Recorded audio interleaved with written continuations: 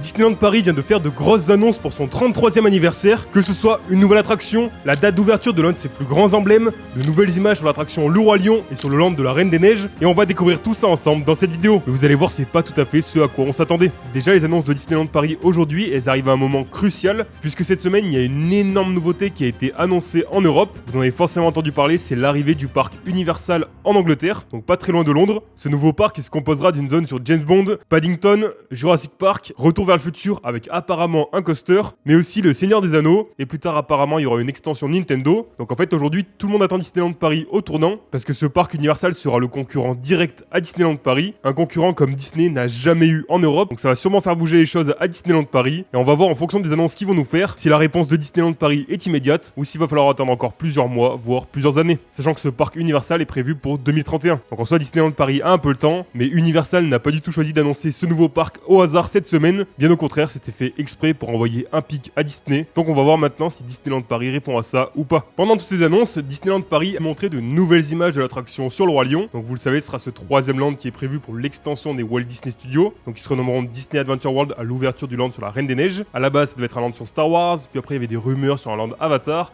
Au final, l'année dernière, ça a été annoncé que ce serait un land sur le Roi Lion, donc avec une attraction de type bûche. Mais donc voilà, Disneyland Paris a dévoilé ces nouvelles images. Donc déjà, une première image à l'extérieur de l'attraction. Donc on voit du coup qu'il y aura pas mal de végétation. Là ici, on voit deux énormes arbres avec plein de petites décorations assez sympas dedans. Donc j'espère vraiment que ces deux gros arbres ils seront présents. Ça apporterait vraiment beaucoup d'immersion. Là avec cette montagne avec pas mal de végétation dessus, c'est vraiment super joli. Avec le rocher des lions à la pointe. Et donc on voit donc la dernière descente de l'attraction où on va plonger depuis le sommet du rocher des lions. Sur la droite, on repère l'entrée de l'attraction qui se fera sous une sorte de hutte. Donc vraiment dans la savane présentée par le film d'animation Le Roi Lion sorti en 94. Parce que oui, ça sera bien sur le film de 94 et pas sur le live action de 2019. Et pour la preuve, on va se tourner vers la deuxième image qui a été dévoilée par Disneyland Paris. Cette image, c'est une image de l'intérieur de l'attraction où on voit une scène avec Simba, Timon et Pumba. Forcément, vous l'aurez reconnu, ça représente la scène de Hakuna Matata, lorsque Timon montre à Simba qu'il mange des insectes. Et justement, on voit cette scène avec le gros tronc d'arbre. On voit que Pumba est en train de manger des insectes, que Timon a des insectes dans les mains, et que Simba est dégoûté, forcément. Donc là, on a une première image des animatroniques de Simba, Timon et Pumba. Franchement, ça s'annonce vraiment très cool. Et en bas à droite, on peut observer la bûche, et on remarque donc que dans les bûches,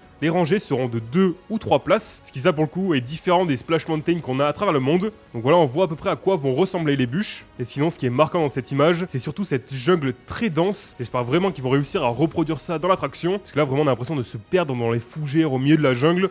C'est très très classe, et vraiment pour le coup cette image elle est très très belle, ça donne énormément envie de découvrir cette attraction. Et donc c'est cool de voir de nouvelles images sur la nouvelle attraction sur le Roi Lion, et d'ailleurs les travaux de ce land devraient commencer cette année. Une nouvelle image qu'on a eue de la part de Disneyland Paris durant ces annonces, c'est une image de l'intérieur du nouveau restaurant The Regal View, qui se situera donc dans l'extension des Walt Disney Studios, juste au bord du lac. On savait que ce serait un restaurant qui allait accueillir des princesses, où pendant notre repas on allait pouvoir rencontrer des princesses, et justement voici l'image que Disneyland Paris nous a partagée. On voit donc Jasmine et Mérida à l'intérieur du restaurant. Le restaurant sera très classe, il y aura vraiment une ambiance très stylée, et donc ce sera un restaurant de service à table. Et donc voilà, on a eu cette première image qui nous permet de nous plonger un peu plus dans ce nouveau restaurant qui devrait ouvrir l'année prochaine. On a aussi eu des images des travaux en cours, notamment sur Adventure Way. On voit donc ces arbres qui seront le long de cette nouvelle allée principale des Walt Disney Studios. Et au bout de cette image, on voit donc le lac, et derrière Arendelle et l'immense montagne enneigée avec le château de glace d'Elsa. Vraiment cette vue, elle est magnifique. Ça va vraiment donner un rendu incroyable. Quand on va arriver au Walt Disney Studios et qu'on aura Arendelle et le montagne enneigée au loin, ça va tout de suite nous attirer le regard et nous donner envie d'y aller. Et vraiment, ça va être magnifique. On a aussi une vue aérienne des travaux, où là justement on voit bien le jardin anglais, avec le gazebo qui est en train d'être construit. On voit bien le petit chemin qui relie Toy Story Playland à l'allée principale, avec la statue de Woody,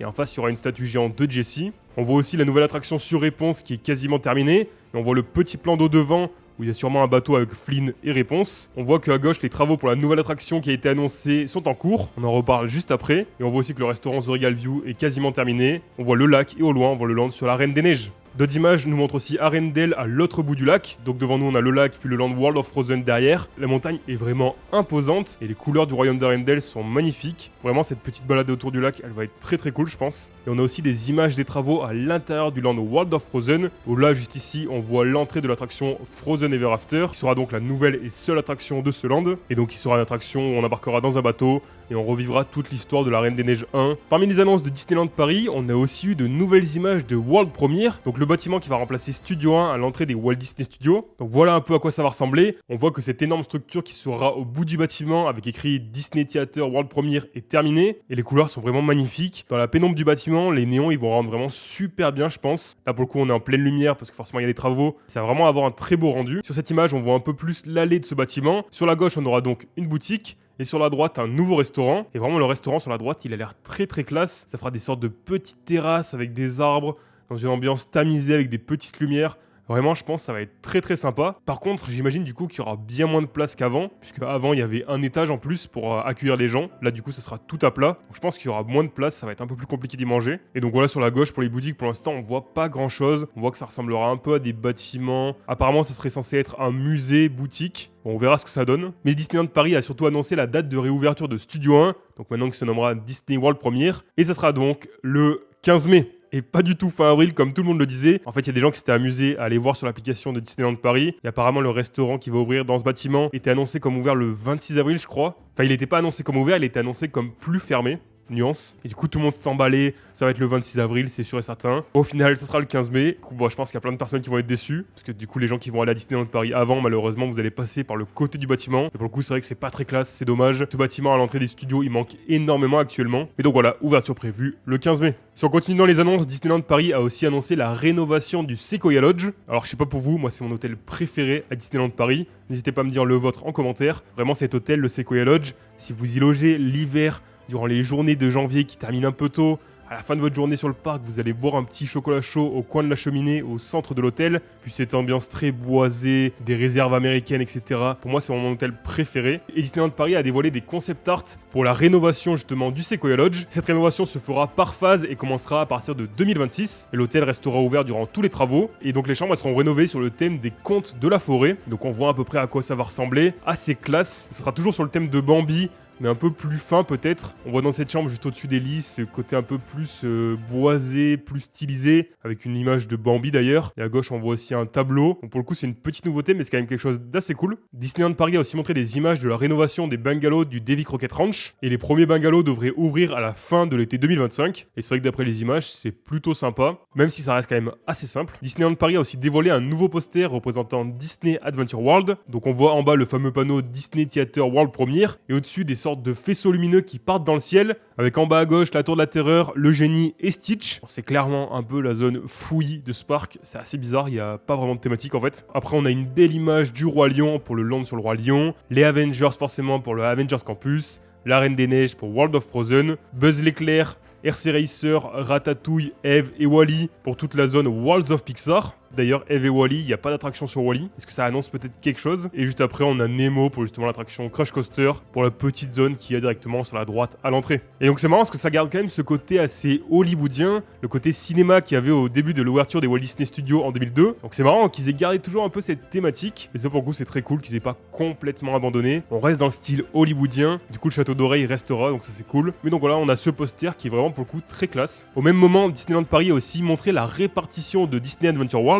donc de ce nouveau parc. À l'entrée, on voit donc World Premiere Plaza, avec donc le nouveau bâtiment World Premiere et la Tour de la Terreur. Sur la gauche, on a évidemment le Avengers Campus, qui a ouvert en 2022, durant l'été. Sur la droite, on a Worlds of Pixar, avec Crush Coaster, Ratatouille, Toy Story Playland et Cars en haut. Alors Cars, est-ce qu'un jour ils vont enfin nous annoncer un Land Cars, comme il y a par exemple en Californie, ce qui est juste incroyable, et remplacer cette attraction qui est Cars Road Trip. Je sais pas si on peut appeler ça une attraction. Au milieu, on aura donc Adventure Way, donc l'allée principale du parc, avec la nouvelle attraction qui est juste ici, la petite attraction sur réponse, le restaurant The Regal View, le lac au milieu avec un nouveau show nocturne mélangeant des fontaines et des drones, et même des feux d'artifice. Tout en haut, évidemment, World of Frozen, donc le land sur la Reine des Neiges, avec la montagne enneigée, le château de glace d'Elsa et le royaume d'Arendelle, avec le château d'Anna et Elsa. Et à gauche, évidemment, la future zone sur le Roi Lion, qui sera donc sur la Terre des Lions, avec une nouvelle attraction de type bûche. Parmi les petites annonces, on a aussi une nouveauté pour Adventureland.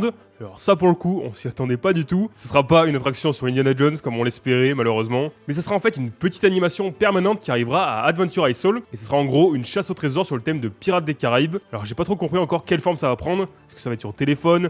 Est-ce que ça va être une petite carte qu'on va nous donner? En tout cas c'est une plutôt bonne idée parce que Adventure Isle, beaucoup de personnes n'y vont pas du tout pendant leur séjour à Disneyland Paris, alors qu'en vrai c'est un endroit très très beau du parc qui est souvent complètement oublié. Et là, d'avoir une petite chasse au trésor, ça va donner une sorte de quête qui sera très cool.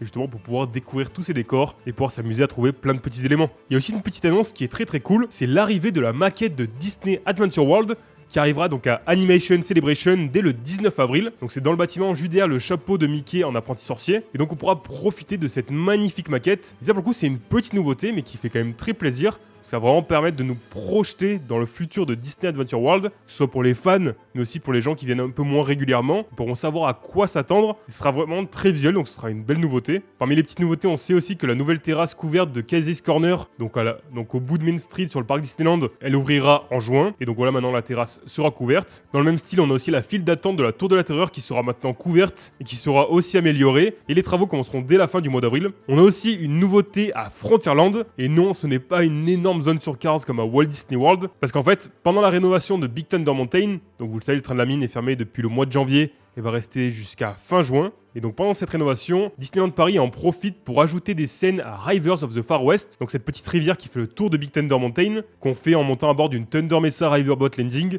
donc ce magnifique bateau à aube qui fait donc le tour du train de la mine. Et donc il va y avoir des scènes qui vont être ajoutées. On voit d'ailleurs le bateau du River Rock Killbots, qui était un bateau sur lequel on pouvait monter à la base à l'ouverture d'Euro Disneyland, qui faisait le tour du train de la mine lui aussi, mais qui a été abandonné il y a de nombreuses années. Et on voit donc différentes scènes. On voit qu'il y aura une scène avec des bisons, une scène avec des cerfs, et une petite scène avec des sortes de raccoons. Donc ça va donner un nouvel attrait pour cette attraction du Thunder Mesa Riverboat Landing, qui est là depuis l'ouverture du parc. Donc c'est cool qu'il y ait un petit rafraîchissement, et ça va permettre de pouvoir redécouvrir cette attraction qui est trop souvent oubliée. Et si on passe maintenant à la grosse annonce de la journée par Disneyland Paris, c'est quelque chose dont on avait déjà parlé cette semaine sur mon compte Instagram et TikTok, où justement je vous avais fait mes pronostics pour savoir qu'est-ce qui allait être annoncé ce week-end.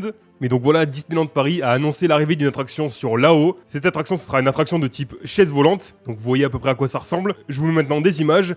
Donc voilà, l'attraction ressemblera à ça. Elle se situera en fait juste en face du restaurant The Regal View, qui sera donc sur la nouvelle allée principale des Walt Disney Studios, qui se renommeront donc Disney Adventure World, vous êtes sûrement au courant. Mais donc voilà, cette nouvelle attraction sera située en bas à gauche du lac. On voit que la file d'attente est vraiment dans le style du restaurant The Regal View. On voit qu'au centre de cette attraction, on aura des nuages pour simuler forcément notre envol. On voit aussi la maison de Carl Fredricksen en haut de l'attraction, à la pointe. Regardez bien, toute l'attraction sera entourée de petits ballons. Mais en voyant cette image, je me fais tout de suite une réflexion. C'est de me dire que en fait l'attraction, elle est quand même pas très haute. En gros, c'est vraiment une attraction pour enfants. Mais voilà, donc personnellement, je m'attendais à un truc beaucoup plus haut. Ce qui est cool, c'est que ça va quand même apporter pas mal de dynamique à cette partie du parc. Quand on va arriver aux abords du lac, on aura cette attraction qui tourne. Et juste en face, d'ailleurs, on aura l'attraction sur réponse, donc qui sera une attraction de type Teacups, qui va aussi tourner, mais cette fois sous des lanternes comme la mythique scène du film. Donc c'est cool, cette nouvelle zone du parc, elle aura pas mal de mouvements, mais ça reste quand même des attractions très basiques, faut pas se mentir. Il y a rien de révolutionnaire. En même temps, dans tous les cas, il n'y avait pas la place pour faire quelque chose de révolutionnaire à cet endroit-là. Donc au final, voilà, c'est pas très grave. En plus, une attraction sur la haut, ça fait plaisir. C'est qu'il y avait rien sur la haut à Disneyland Paris, ce qui était super dommage, alors que c'est un film qui est énormément apprécié. Personnellement, je l'adore. Et donc voilà, moi j'aurais aimé une attraction qui va beaucoup plus haut,